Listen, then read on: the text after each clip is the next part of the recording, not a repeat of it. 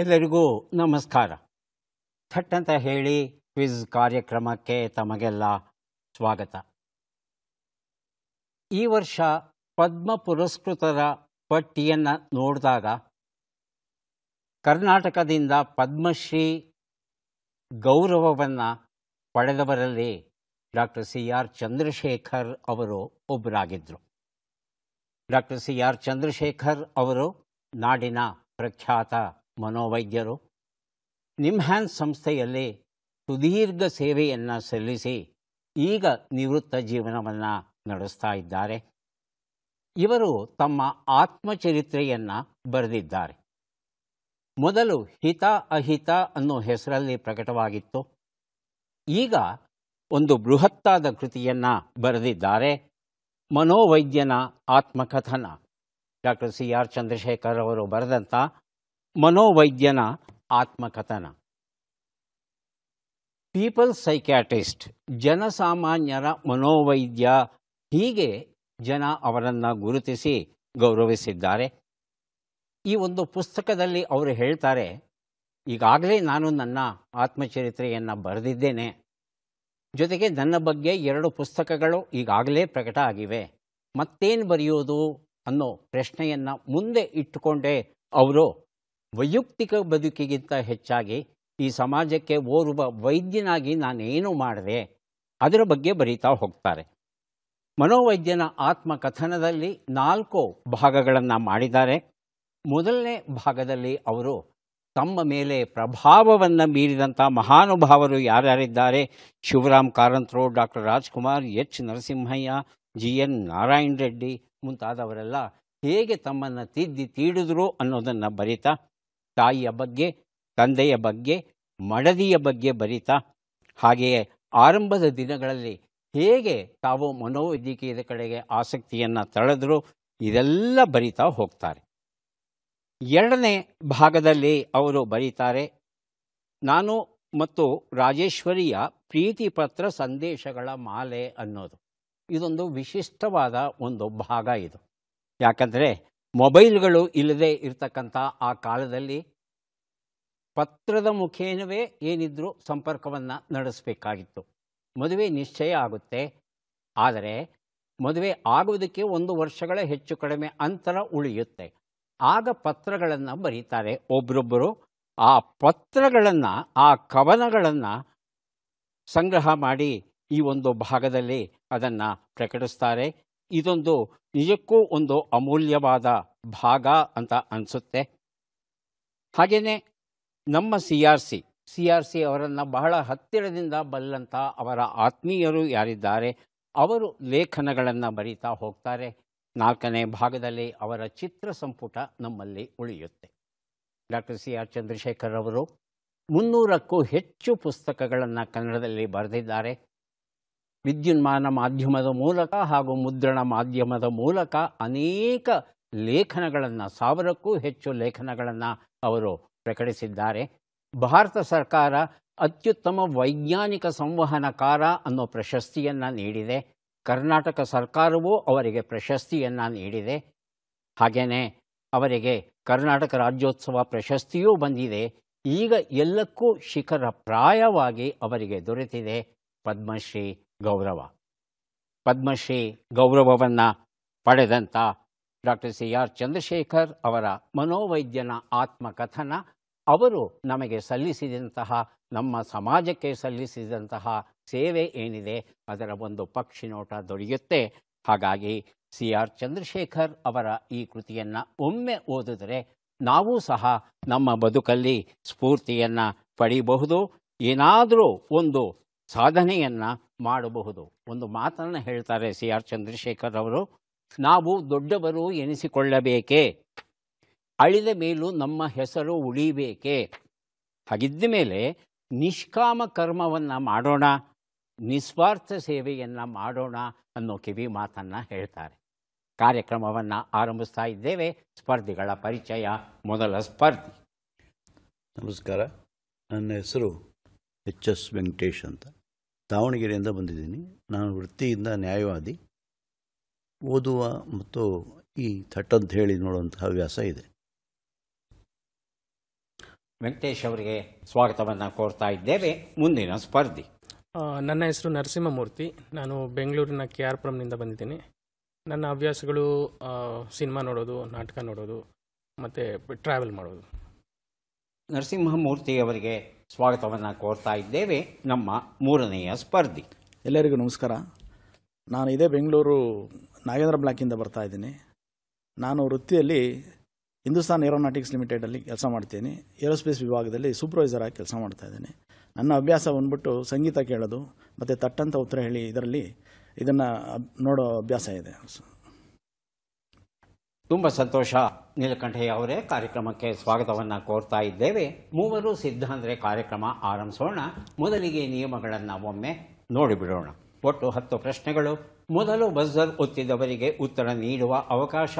ಪ್ರತಿ ಸರಿ ಉತ್ತರಕ್ಕೆ ಒಂದು ಪುಸ್ತಕ ಬಹುಮಾನ. ಆಯ್ಕೆಗಳು ಬರುವ ಮೊದಲೇ ಬಜರ್ ಒತ್ತಿ ಸರಿ ಉತ್ತರ ನೀಡಿದರೆ 2 ಪುಸ್ತಕ ಬಹುಮಾನ. 100 ಅಂಕ ಗಳಿಸಿದವರಿಗೆ ಒಂದು ಪುಸ್ತಕ. ವಿಶೇಷ ಬಹುಮಾನ. ನಕಾರಾತ್ಮಕ ತಂತ್ರಗಳಿಗೆ ಅವಕಾಶವಿಲ್ಲ. ಕಾರ್ಯಕ್ರಮದ ಮೊದಲ ಪುಸ್ತಕ, ಮೊದಲ ಪ್ರಶ್ನೆ ಗ್ರಹಣ ಕಥಾ ಸಂಕಲನ. GK ಐತಾಳ್ ಬರೆದಿರುವಂಥದ್ದು. ಮೊದಲ ಪ್ರಶ್ನೆ ಈಗ ಬಂತು. ಪ್ರಶ್ನೆಯನ್ನು ನೋಡೋಣ. ಕರ್ನಾಟಕದಲ್ಲಿ ನಂದಿಸೇನನ ಶಾಸನವು ಎಲ್ಲಿದೆ? ಆಯ್ಕೆಗಳನ್ನು ನೋಡೋಣ. ಗುಡ್ನಾಪುರ, ಶ್ರವಣಬೆಳಗೊಳ, ಬ್ರಹ್ಮಗಿರಿ, ಹಂಪಿ. ಮೊದಲಿಗೆ ನರಸಿಂಹಮೂರ್ತಿ, ಆನಂತರ ನೀಲಕಂಠಯ್ಯ. ಬ್ರಹ್ಮಗಿರಿ ಆಯ್ಕೆ 3. ನೀಲಕಂಠಯ್ಯ ಹಂಪಿ. ಉತ್ತರವನ್ನು ನೋಡೋಣ. ಆದರೆ ಸರಿಯಾದ ಉತ್ತರ ಶ್ರವಣಬೆಳಗೊಳ ಆಗಿತ್ತು. ಕ್ರಿಸ್ತಶಕ 7ನೇ ಶತಮಾನಕ್ಕೆ ಸೇರಿದ್ದು ಈ ಶಾಸನ. ನಂದಿಸೇನ ಅಂತಕ್ಕಂಥ ಓರ್ವ ಮುನಿ ಸ್ವರ್ಗಸ್ಥನಾಗ್ತಾನೆ. ಆ ಸ್ವರ್ಗಸ್ಥನಾದ ಸಂದರ್ಭದಲ್ಲಿ ಈ ಒಂದು ಶಾಸನವನ್ನು ರಚಿಸ್ತಾರೆ. ಅಲ್ಲಿ ಒಂದು ಸೊಗಸಾದ ಕನ್ನಡ ಪದ್ಯ ಇದೆ. ಸುರಚಾಪಂಬೋಲೆ ವಿದ್ಯುಲ್ಲತೆಗಳ ತೆರವೋಲ್ ಅಂತ ನಡೆಯುತ್ತೆ. ಕನ್ನಡದ ಬಹುಮುಖ್ಯ ಪದ್ಯಗಳಲ್ಲಿ ಈ ಶಾಸನ ಪದ್ಯವು ಸ್ವರ್ಗಸ್ಥರಾದ ಈ ಒಂದು ಪದ್ಯ ಏನಿದೆ ಇದು ತುಂಬ ತುಂಬ ಮುಖ್ಯವಾದದ್ದು.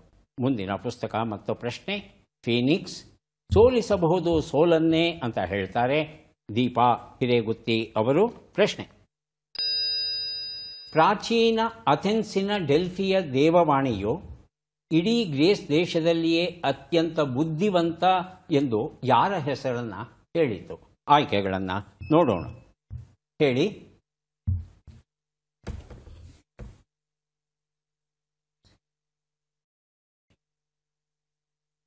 ಮನಸ್ಸಿನಲ್ಲಿದೆ, ಬರ್ತಾ ಇಲ್ಲ. ನರಸಿಂಹಮೂರ್ತಿ, ಆಯ್ಕೆಗಳು ಬೇಕು. ಆಯ್ಕೆಗಳನ್ನು ನೋಡೋಣ. Socrates, Aristotle, Euclid, Pythagoras. ಹೇಳಿ ನರಸಿಂಹಮೂರ್ತಿ. ಸಾಕ್ರಟೀಸ್ ಆಯ್ಕೆ 1. ಉತ್ತರವನ್ನು ನೋಡೋಣ. ಸಾಕ್ರಟೀಸ್ ಉತ್ತರ ಸರಿಯಾಗಿದೆ. ನರಸಿಂಹಮೂರ್ತಿ ಅವರಿಗೆ ಫೀನಿಕ್ಸ್ ಎನ್ನುವ ಈ ಒಂದು ಪುಸ್ತಕವನ್ನು ಕೊಟ್ಟಿದ್ದೇನೆ. ಸಾಕ್ರಟೀಸ್ ನಮಗೆಲ್ಲ ಗೊತ್ತಿರೋ ಹಾಗೆ ಪಾಶ್ಚಾತ್ಯ ತತ್ವಶಾಸ್ತ್ರ ಅಂತ ನಾವೇನು ಕರೀತೇವೆ ಆ ತತ್ವಶಾಸ್ತ್ರ ಆರಂಭ ಆಗೋದಕ್ಕೆ ಈತ ಮುಖ್ಯವಾಗಿ ಕಾರಣನಾಗ್ತಾನೆ. ವಾಸ್ತವದಲ್ಲಿ ಏನೂ ಬರೆದಿಲ್ಲ ಸಾಕ್ರಟೀಸ್ ಮಾಡ್ತಾ ಇದ್ದದ್ದು ಏನು ಅಂತ ಹೇಳ್ತಂದ್ರೆ ಅಥೆನ್ಸ್ ನಗರದಲ್ಲಿ ಯುವಜನರನ್ನೆಲ್ಲ ಕೂರಿಸ್ಕೊಂಡು ಹರಟೆ ಹೊಡೆಯೋದು. ಯಾವುದೋ ಒಂದು ಸಮಸ್ಯೆ ತಗೊಂಡು ಆ ಸಮಸ್ಯೆಯನ್ನು ಅವರ ಮುಂದೆ ಇಟ್ಟು ನೀವು ಇದರ ಬಗ್ಗೆ ಆಲೋಚನೆ ಮಾಡಿ ನಿಮ್ಮ ಅಭಿಪ್ರಾಯಗಳನ್ನು ಹೇಳಿ ಅಂತ ಪ್ರಚೋದನೆ ಕೊಡ್ತಾ ಇದ್ದ ಅವರಿಗೆ. ತಾನು ಏನೂ ಹೇಳ್ತಿರಲಿಲ್ಲ ಮತ್ತು ಕೊನೆಯಲ್ಲಿ ಯಾವುದೇ ತೀರ್ಪನ್ನು ಕೊಡ್ತಾ ಇರಲಿಲ್ಲ. ಇದೇ ಸತ್ಯ ಅಂತ ಹೇಳೋಕ್ಕೆ ಹೋಗ್ತಿರಲಿಲ್ಲ. ಸ್ವತಃ ಏನು ಬರೆಯಲಿಲ್ಲ. ಆದರೆ ಆತನ ಶಿಷ್ಯಂದರು ಏನಿದ್ರು ಈತ ನಡೆಸಿದಂತಹ ಮಾತುಕತೆಗಳೆಲ್ಲ ಏನಿವೆ ಅವುಗಳನ್ನೆಲ್ಲ ಬರೆದು ಇಟ್ಟರು. ಉದಾಹರಣೆಗೆ ಪ್ಲೇಟೋ, ಅದು ನಮಗೆ ಇವತ್ತು ಉಳ್ಕೊಂಡು ಬಂದಿದೆ. ಈ ಸಾಕ್ರಟೀಸ್ ಅತ್ಯಂತ ಬುದ್ಧಿವಂತ ಅಂತ ಹೇಳುತ್ತಂತೆ ಡೆಲ್ಫಿಯ ದೇವವಾಣಿ. ಮುಂದಿನ ಪುಸ್ತಕ ಮತ್ತು ಪ್ರಶ್ನೆ ಅರ್ಧ ಬಿಸಿಲು ಅರ್ಧ ಮಳೆ ಕಥಾ ಸಂಕಲನ. ಸದಾಶಿವ ಸೊರಟೂರು ಬರೆದಿರುವಂಥದ್ದು. ಪ್ರಶ್ನೆ ಓಮನ್ ದೇಶದ ಯಾವ ನಗರದಲ್ಲಿ ಶಿವ, ಕೃಷ್ಣ ಹಾಗೂ ಗಣೇಶನ ದೇವಾಲಯಗಳಿವೆ? ಆಯ್ಕೆಗಳನ್ನು ನೋಡೋಣ. ಹೇಳಿ ನರಸಿಂಹಮೂರ್ತಿ. ಮೊದಲು ದುಬೈನಲ್ಲಿತ್ತು, ಈಗ ಅಬುದಾಬಿಯಲ್ಲಿ ಹೊಸದಾಗಿ ಒಂದು ಮಾಡಿದ್ದಾರೆ. ದುಬೈ ಓಮನ್ ದೇಶದ ಯಾವ ನಗರದಲ್ಲಿ? ದುಬೈ ನಗರವಾ? ಇಲ್ಲ, ಒಮಾನ್ ದೇಶದಲ್ಲಿ ತಪ್ಪಾಗಿದೆ, ಗೊತ್ತಾಗ್ತಾ ಇಲ್ಲ. ಆಯ್ಕೆಗಳನ್ನು ನೋಡೋಣ. ಅಮ್ಮಾನ್, ರಿಯಾದ್, ದುಬೈ, ಮಸ್ಕತ್. ಎರಡನೇದಾಗಿ ಬಜರ್ ಒತ್ತಿ ಉತ್ತರ ಕೊಡಿ. ತಮ್ಮ ಅವಕಾಶ ಮುಗೀತು, ಮತ್ತೆ ಒತ್ತಬಾರ್ದು. ಹೇಳಿ ವೆಂಕಟೇಶ್. ಅಮ್ಮಾನ್. ಅಮ್ಮಾನ್ ಅಂತ ಹೇಳ್ತಾ ಇದ್ದಾರೆ. ಉತ್ತರವನ್ನು ನೋಡೋಣ. ಆದರೆ ಸರಿಯಾದ ಉತ್ತರ ಮಸ್ಕತ್ ಆಗಿತ್ತು. ಮಸ್ಕತ್ ನಗರದಲ್ಲಿ 5.5% ಹಿಂದೂಗಳು ವಾಸ ಮಾಡ್ತಾ ಇದ್ದಾರಂತೆ. ಈ ಮಸ್ಕತ್ ಅಂತ ನಾವೇನು ಈ ನಗರವನ್ನು ಕರೀತೇವೆ, ಇದು ಬಹಳ ಪ್ರಾಚೀನವಾದ ನಗರ. ನಮ್ಮ ಸಿಂಧೂ ಸರಸ್ವತಿ ಸಂಸ್ಕೃತಿ ಏನಿತ್ತು ಭಾರತದಲ್ಲಿ, ಈ ಸಂಸ್ಕೃತಿಗೂ ಮಸ್ಕತ್ ನಗರದಲ್ಲಿದ್ದಂಥ ಜನರಿಗೂ ವ್ಯಾಪಾರ ವಹಿವಾಟು ಎಲ್ಲ ನಡೀತಾ ಇದ್ದಂತೆ ಆಗಿನ ಕಾಲದಲ್ಲಿ. 1909ರಲ್ಲಿ ಮೋತೀಶ್ವರ ಅನ್ನೋ ಹೆಸರಿನ ಶಿವನ ದೇವಸ್ಥಾನವನ್ನು ಆರಂಭಿಸ್ತಾರೆ. ಇಲ್ಲಿ 1987ರಲ್ಲಿ ಕೃಷ್ಣನ ಮಂದಿರ, ಗಣೇಶನ ಮಂದಿರ ಇತ್ಯಾದಿ ಮಂದಿರಗಳೆಲ್ಲ ಆರಂಭವಾಗುತ್ತೆ. ಮುಂದಿನ ಪುಸ್ತಕ ಜನಮಿತ್ರ ಅರಸು, ನಾಟಕ DS ಚೌಗುಲೆ ಬರೆದಿರುವಂಥದ್ದು. ಪ್ರಶ್ನೆ: ಯಾವ ದೇಶವು ಸಾಂಬಾ ನೃತ್ಯಕ್ಕೆ ಹೆಸರುವಾಸಿಯಾಗಿದೆ? ಆಯ್ಕೆಗಳನ್ನು ನೋಡೋಣ. Argentina, Mexico, Brazil, Colombia. ಹೇಳಿ ನೀಲಕಂಠಯ್ಯ. ಬ್ರೆಜಿಲ್ ಆಯ್ಕೆ 3. ವೆಂಕಟೇಶ್. ಮೆಕ್ಸಿಕೋ. ಉತ್ತರವನ್ನು ನೋಡೋಣ. ಬ್ರೆಜಿಲ್ ಸರಿಯಾದ ಉತ್ತರ. ನೀಲಕಂಠಯ್ಯ ಅವರಿಗೆ ಜನಮಿತ್ರ ಅರಸು ಎನ್ನುವ ಈ ಒಂದು ಪುಸ್ತಕವನ್ನು ಕೊಟ್ಟಿದ್ದೇವೆ. ಈ ಸಾಂಬಾ ನೃತ್ಯ ಅನ್ನೋದು ಏನಿದೆ, ಇದು ಆಫ್ರಿಕಾ ಮತ್ತು ಬ್ರೆಜಿಲ್ ಎರಡೂ ದೇಶಗಳಲ್ಲಿ ಪ್ರಚಲಿತದಲ್ಲಿದ್ದಂಥ ನೃತ್ಯ ಏನಿತ್ತು ಅವುಗಳ ಸಮ್ಮಿಶ್ರ ರೂಪಣದಲ್ಲಿ ಇವತ್ತು ಬಹಳ ಪ್ರಸಿದ್ಧವಾಗಿದೆ. 19ನೇ ಶತಮಾನದಲ್ಲಿ ಈ ನೃತ್ಯ ಪದ್ಧತಿ ಆರಂಭವಾಯಿತು ಅಂತ ಹೇಳ್ತಾರೆ. ಇದರಲ್ಲಿ ಕೆಲವು ಉಪನಮೂನೆಗಳು ಸಹ ಉಂಟು ಅಂತ ಹೇಳ್ತಾರೆ. ಸಂಬಾ ಪಗೋಡೆ, ಸಂಬಾ axe, Samba ರೆಗ್ಗಿ, Samba rock, Samba the ರೋಡಾ, ಹೀಗೆ ಸ್ವಲ್ಪ ವ್ಯತ್ಯಾಸ ಇರತಕ್ಕಂಥ ನೃತ್ಯ ಪ್ರಕಾರಗಳು ಉಂಟಂತೆ. ಮುಂದಿನ ಪುಸ್ತಕ ಟ್ರಾಯ್, ಗಾಯತ್ರಿ ರಾಜ್ ಬರೆದಿರುವಂಥದ್ದು. ನಮ್ಮ ಪ್ರಶ್ನೆಯನ್ನು ನೋಡೋಣ. ಬಿಟ್ಟಕ್ಷರಗಳನ್ನು ತುಂಬಿ. ಬಾ, ಫ, ನ, ವಿ, ಶ.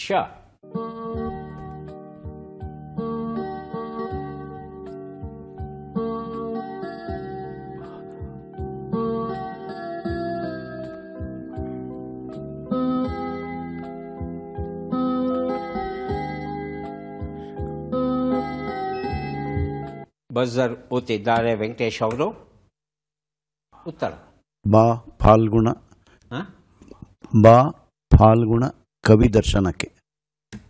ಬಾ ಫಾಲ್ಗುಣ ಕವಿ ದರ್ಶನಕ್ಕೆ. ನರಸಿಂಹಮೂರ್ತಿ ಹಾಗೂ ನೀಲಕಂಠಯ್ಯ. Yes sir. ಬಾ ಪಾಲ್ಗುಣ ಕವಿ ದರ್ಶನ. ಹೇಳಿ. ಬಾ ಪಾಲ್ಗುಣ ಕವಿ ದರ್ಶನಕ್ಕೆ. ಅದೇ ಉತ್ತರವಾ? ಸೇಮ್. ಉತ್ತರವನ್ನು ನೋಡೋಣ. ಬಾ ಫಾಲ್ಗುಣ ರವಿ ದರ್ಶನಕ್ಕೆ. ಕವಿ ದರ್ಶನಕ್ಕೆ ಅಂತ ಹೇಳಿದ್ರೆ ಅಂತ ದೊಡ್ಡ ಅಪರಾಧ ಏನೂ ಅಲ್ಲ. ಇದು ಕವಿ ಬರೆದಿರುವಂತಹ ಮಾತು, ಕುವೆಂಪು ಅವರದ್ದು. ಅದನ್ನು ಬದಲಾಯಿಸೋ ಹಾಗಿಲ್ಲ. ಆದರೆ ಸ್ಪರ್ಧೆ ಇಲ್ಲಿ ರಾ ಕಡೆಗೆ ಕಾ ಬಂತು ಅಂತ ಹೇಳ್ತಂದ್ರೆ ದೊಡ್ಡ ಅಪರಾಧ ಏನೂ ಆಗಲಾರದು. ಇದು ಪ್ರಶ್ನೆ ಆಗಿರೋ ಕಾರಣ ಇದನ್ನು ಸರಿ ಅಂತ ಸ್ವೀಕರಿಸಿ ವೆಂಕಟೇಶ್ ಅವರಿಗೆ ಟ್ರಾಯ್ ಈ ಒಂದು ಪುಸ್ತಕವನ್ನು ಕೊಟ್ಟಿದ್ದೆ. ಗಾಯಗೊಂಡ ಸಾಲುಗಳು ಕವಿತಾಕೃತಿ, ಸದಾಶಿವ ಸೊರಟೂರು ಬರೆದಿರುವಂಥದ್ದು. ಪ್ರಶ್ನೆ: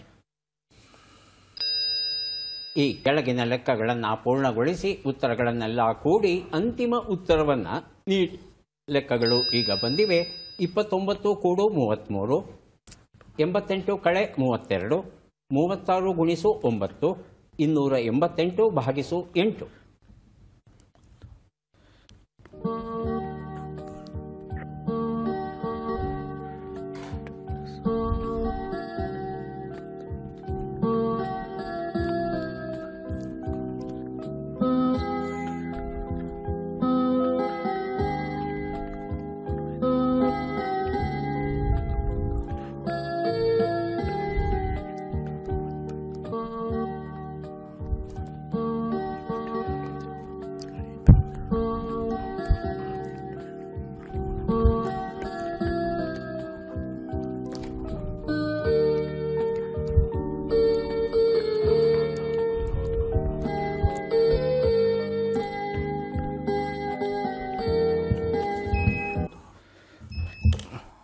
ಮೊದಲಿಗೆ ಬಜರ್ ಒತ್ತಿದ್ದಾರೆ ನರಸಿಂಹಮೂರ್ತಿ, ಆನಂತರ ವೆಂಕಟೇಶ್. ನರಸಿಂಹಮೂರ್ತಿ ಉತ್ತರ ಅಂತಿಮ. 483. 483. ವೆಂಕಟೇಶ್ 478. 478. ನೀಲಕಂಠಯ್ಯ 476. 476. 3 ಭಿನ್ನವಾದ ಉತ್ತರಗಳು. ನೋಡ್ತಾ ಹೋಗೋಣ. ಒಂದು ಉತ್ತರ 62,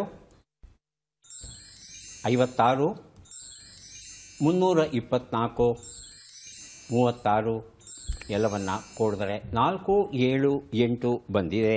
ಈ ಉತ್ತರವನ್ನು ಕೊಟ್ಟಿದ್ದಾರೆ ವೆಂಕಟೇಶ್ ಅವರು. ಅವರಿಗೆ ಗಾಯಗೊಂಡ ಸಾಲುಗಳು ಎನ್ನುವ ಈ ಒಂದು ಕವಿತಾ ಕೃತಿಯನ್ನು ಕೊಟ್ಟಿದ್ದೇನೆ. ಮುಂದೆ ಕೊಡ್ತಾ ಇದ್ದೇವೆ ಶುಭಶ್ರೀ ಭಟ್ಟ ಅವರು ಬರೆದಂಥ ಹಿಂದಿನ ನಿಲ್ದಾಣ ಲಲಿತ ಪ್ರಬಂಧಗಳ ಕೃತಿ. ಇದು ಪ್ರಶ್ನೆ. ಈ ಚಿತ್ರವನ್ನು ಗುರುತಿಸಿ. ಚಿತ್ರವನ್ನು ನೋಡೋಣ.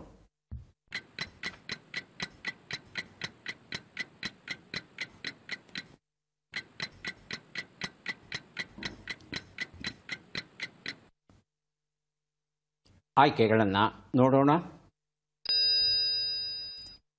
ಪಿಸ್ಟಿಯಾ ನೈಗ್ರನ್ಸ್, ವುಲ್ಫಿಯಾ ಅರೈಸಾ, ನಿಲುಂಬು ನ್ಯೂಸಿಫೆರೆ, ನಿಟಿಲಾಸಿಸ್ ಅಬ್ಟ್ಯೂಸಾ. ಹೇಳಿ ನರಸಿಂಹಮೂರ್ತಿ. ನಿಟಿಲಾಸಿಸ್ ಅಬ್ಯೂಸ. ಆಯ್ಕೆ 4. 4. ನೀಲಕಂಠಯ್ಯ ಅವರ ಉತ್ತರ ಆಯ್ಕೆ 1 ಸರ್, ಪ್ರಿಸ್ಟಿಯಾ ನೈಗ್ರಿನ್ಸ್. ಪಿಸ್ಟಿಯಾ ನೈಗ್ರಿನ್ಸ್ ಅಂತ ಹೇಳ್ತಾ ಇದ್ದಾರೆ. ಉತ್ತರವನ್ನು ನೋಡೋಣ. ಆದರೆ ಸರಿಯಾದ ಉತ್ತರ ವೂಲ್ಫಿಯಾ ಅರೈಸಾ ಆಗಿತ್ತು. ಈ ವೂಲ್ಫಿಯಾ ಅರೈಸಾನ ಯಾಕೆ ತೋರಿಸ್ತಾ ಇದ್ದೇವೆ, ಇದರ ಮಹತ್ವ ಏನು ಅಂತ ಹೇಳ್ತಂದ್ರೆ, ಇಡೀ ಜಗತ್ತಲ್ಲಿ ಹೂವನ್ನು ಬಿಡುವಂಥ ಅತ್ಯಂತ ಪುಟ್ಟ ಸಸ್ಯ ಇದು. ಈ ನಾವೇನು ಹಸಿರಿಗೆ ಸಣ್ಣಗೊಂದು ಭಾಗ ಕಾಣ್ತಾ ಇದ್ದೇವೆ, ಅದು ಇಡೀ ಸಸ್ಯ. ಅದರ ಒಳಗಡೆ ಪುಟ್ಟ ಹೂವು ಇರುತ್ತೆ, ಬಹಳ ಬಹಳ ಚಿಕ್ಕದಾದ ಹೂವು. ಇದು ಇದರ ವಿಶೇಷ. ಇದನ್ನು ವಾಟರ್ ಮೀಲ್ ಅಥವಾ ಡಕ್ ವೀಡ್ ಅಂತ ಇಂಗ್ಲೀಷಲ್ಲಿ ಕರೀತಾರೆ. ಇದನ್ನು ಯುರೋಪೋ, ಆಫ್ರಿಕಾ, ಏಷ್ಯಾದಲ್ಲಿ ಇದು ಬೆಳೆಯುತ್ತೆ. ಅಂದರೆ ಇದರಲ್ಲಿ 40% ಪ್ರೋಟೀನ್ ಅಂಶ ಇರುತ್ತಂತೆ. ನಾವು ಯಾವುದೇ ಮಾಂಸವನ್ನು ತಗೊಂಡ್ರೆ 27-28% ಇದ್ದರೆ ಹೆಚ್ಚು ಪ್ರೋಟೀನು ಮಾಂಸಗಳಲ್ಲಿ. ಆದರೆ ಈ ಗಿಡದಲ್ಲಿ 40% ಪ್ರೋಟೀನ್ ಅಂಶ ಇರುತ್ತಂತೆ, 40% ಸ್ಟಾರ್ಚ್ ಅಂಶವೂ ಇರುತ್ತಂತೆ. ಜೊತೆಗೆ calcium, magnesium, zinc, vitamin B12 ಇವೆಲ್ಲ ತುಂಬ ಇರುತ್ತಂತೆ. ಹಾಗಾಗಿ ಪೌಷ್ಟಿಕ ಆಹಾರ ಇದು. ವಾಸ್ತವದಲ್ಲಿ ಮೈನಮಾರ್, ಥೈಲ್ಯಾಂಡ್, ಲಾವೋಸ್ ಮುಂತಾದ ಕಡೆ ಇದನ್ನು ಕೃಷಿ ಮಾಡ್ತಾರಂತೆ. ಕೃಷಿ ಮಾಡಿ ಅದನ್ನು ತೆಗೆದು ಸಂಸ್ಕರಿಸಿ ಅದನ್ನು ಆಹಾರಕ್ಕೆ ಬಳಸ್ತಾರಂತೆ ಅವರು. ಹಾಗಾಗಿ ಎಲ್ಲೋ ಒಂದು ಕಡೆಗೆ ಜಗತ್ತು ಹಸಿವಲ್ಲಿ ನರಳ್ತಾ ಇರುವಾಗ ಈ ರೀತಿ ಅತ್ಯುಪಯುಕ್ತವಾದ ಪೌಷ್ಟಿಕಾಂಶ ಭರಿತವಾದ ಆಹಾರವನ್ನು ಬೆಳೆಸಲಿಕ್ಕೆ ನಮ್ಮಲ್ಲೂ ಸಾಧ್ಯವ ಅನ್ನೋದ್ರ ಬಗ್ಗೆ ಸ್ವಲ್ಪ ಆಲೋಚನೆ ಮಾಡಬಹುದು. ಮುಂದಿನ ಪುಸ್ತಕ ಮತ್ತು ಪ್ರಶ್ನೆಯನ್ನು ನೋಡೋಣ. ಸ್ವಯಂಪ್ರಭಾ ಮಹೇಶ್ ಅವರು ಬರೆದ ಕವಿತಾ ಕೃತಿ ಹರಿವ ಕನ್ನಡಿ. ಪ್ರಶ್ನೆ. ಈ ಅಕ್ಷರಗಳನ್ನು ಸರಿಯಾಗಿ ಜೋಡಿಸಿ. ಅಕ್ಷರಗಳು ರೇ, ಎ, ಹಾ, ಗೆ, ದಮ್, ಮೇ, ಬ, ಗೆ.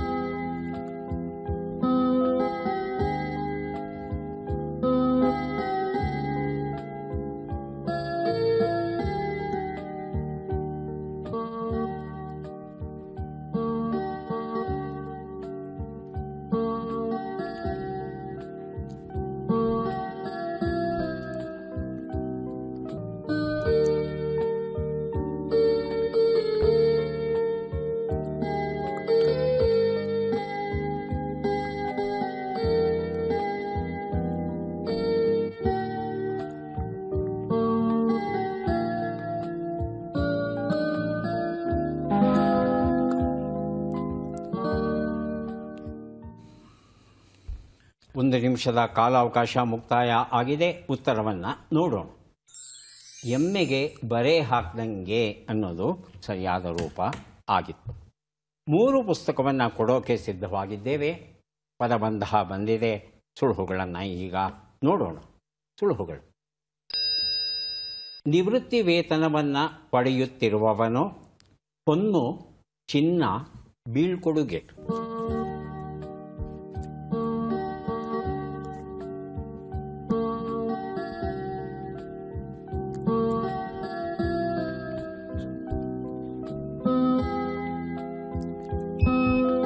ಬಜರೊತ್ತಿದ್ದಾರೆ ನೀಲಕಂಠಯ್ಯ. ಒಂದು ಉತ್ತರ. ಪಿಂಚಣಿದಾರ. ಉತ್ತರವನ್ನು ನೋಡೋಣ. ಉತ್ತರ ಸರಿಯಾಗಿದೆ. ಚಿಗುರು ಮಳೆ.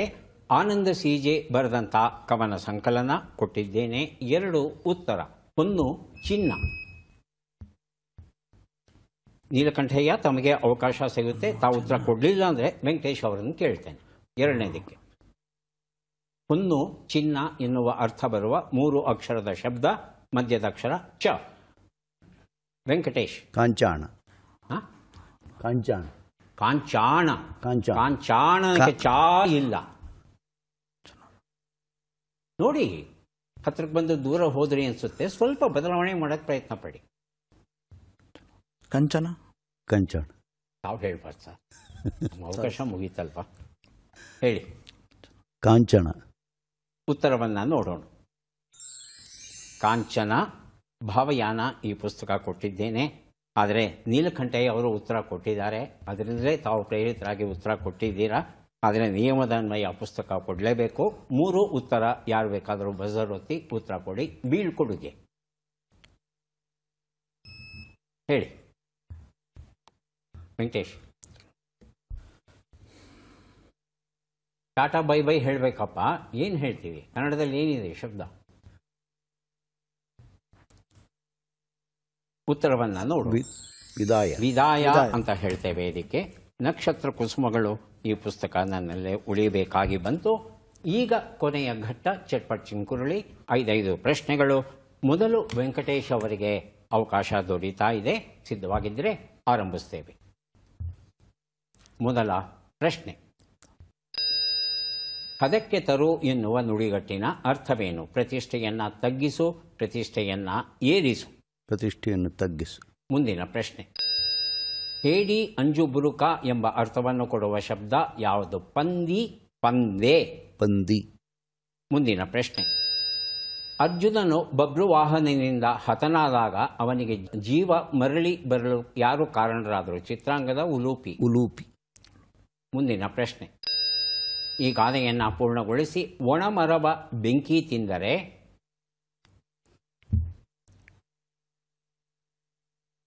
ಮುಂದಿನ ಪ್ರಶ್ನೆ: ಈ ಒಗಟನ್ನು ಬಿಡಿಸಿ. ಕರಿ ಸ್ಯಾಲೆ ಗರತಿ. ಕರೆದು ಮಾತನಾಡಿದ್ರೂ ಮಾತಾಡಲ್ಲ, ಯಾಕೆ? ಒಂದು ಉತ್ತರ. ಹದಕ್ಕೆ ತರು, ಪ್ರತಿಷ್ಠೆಯನ್ನು ತಗ್ಗಿಸು. ಸರಿಯಾಗಿದೆ. 2 ಉತ್ತರ. ಹೇಡಿ, ಅಂಜು, ಬುರುಕ, ಪಂದೇ. ಅದು ಪಂದಿ ಅಂದರೆ ಹಂದಿ ಅಂತ ಆಗೋಗ್ಬಿಡುತ್ತೆ. 3ನೇ ಪ್ರಶ್ನೆಗೆ ಉತ್ತರ ಉಲೂಪಿ. ಸರಿಯಾದ ಉತ್ತರ ಕೊಟ್ಟಿದ್ದೀರಿ. 4ನೇ ಪ್ರಶ್ನೆಗೆ ಉತ್ತರ ಈಗ ಬಂತು. ಒಣ ಮರವ ಬೆಂಕಿ ತಿಂದರೆ ಹಸಿ ಮರವ ಚಿಂತೆ ತಿಂತಂತೆ. ಮನುಷ್ಯನನ್ನು ಹೇಳುವಂಥದ್ದು. 5ನೇ ಪ್ರಶ್ನೆಗೆ ಉತ್ತರ. ಇದು ಏನಿನ ವರ್ಣನೆ ಆಗಿತ್ತು. 2 ಪ್ರಶ್ನೆಗಳಿಗೆ ತಾವು ಸರಿಯಾದ ಉತ್ತರ ಕೊಟ್ಟಿದ್ದೀರಿ. 2 ಪುಸ್ತಕಗಳನ್ನು ತಮಗೆ ಕೊಟ್ಟಿದ್ದೇವೆ. ಈಗ ನರಸಿಂಹಮೂರ್ತಿ ಅವರಿಗೆ ಅವಕಾಶ. ಸಿದ್ಧವಾಗಿದ್ದೀರಾ? ಮೊದಲ ಪ್ರಶ್ನೆ: ಹದ ಮಾಡು ಎನ್ನುವ ನುಡಿಗಟ್ಟಿನ ಅರ್ಥವೇನು? ಸರಿಪಡಿಸು, ವಶಪಡಿಸಿಕೊ. ಸರಿಪಡಿಸು. ಮುಂದಿನ ಪ್ರಶ್ನೆ: ಯುಕ್ತಿ, ಉಪಾಯ ಎಂಬ ಅರ್ಥವನ್ನು ಕೊಡುವ ಶಬ್ದ ಯಾವುದು? ಪಂದು, ಪಂದಿ. ಪಂದು. ಮುಂದಿನ ಪ್ರಶ್ನೆ: ಮಹಾಭಾರತದಲ್ಲಿ ಉಲೂಪಿಯ ಗಂಡನನ್ನ ಯಾರು ಕೊಂದರು? ಗರುಡ, ಐರಾವತ. ಗರುಡ. ಮುಂದಿನ ಪ್ರಶ್ನೆ: ಈ ಗಾದೆಯನ್ನು ಪೂರ್ಣಗೊಳಿಸಿ. ಒಳಗೆ ಭಗಭಗ.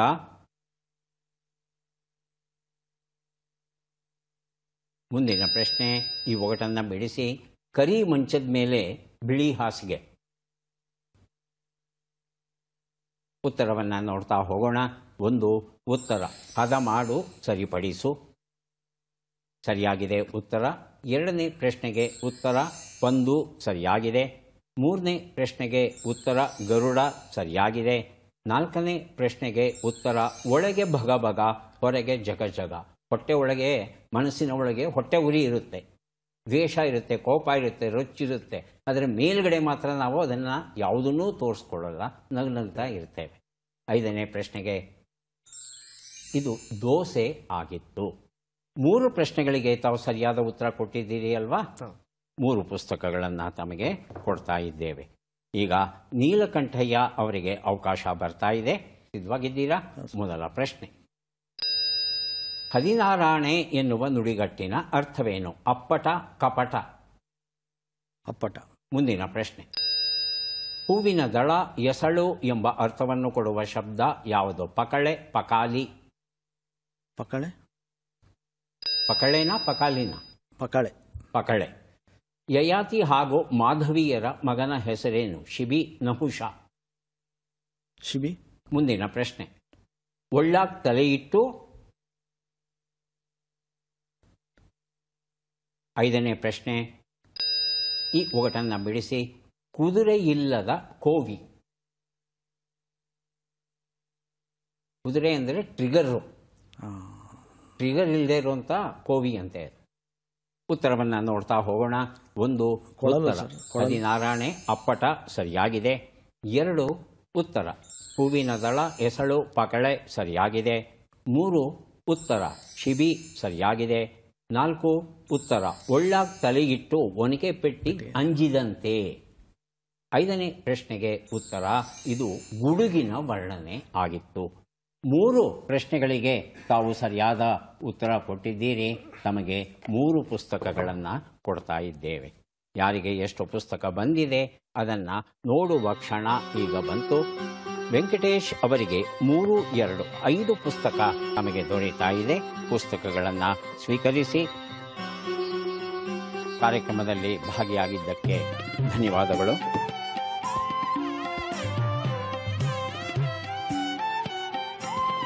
ನಾಲ್ಕು ಪುಸ್ತಕ ತಮಗೆ ಅಭಿನಂದನೆಗಳು. ನೀಲಕಂಠಯ್ಯ ಅವರಿಗೆ ಸ್ವೀಕರಿಸಿ ಅಭಿನಂದನೆ.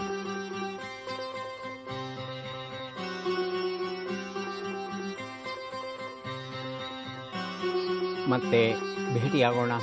ನಮಸ್ಕಾರ.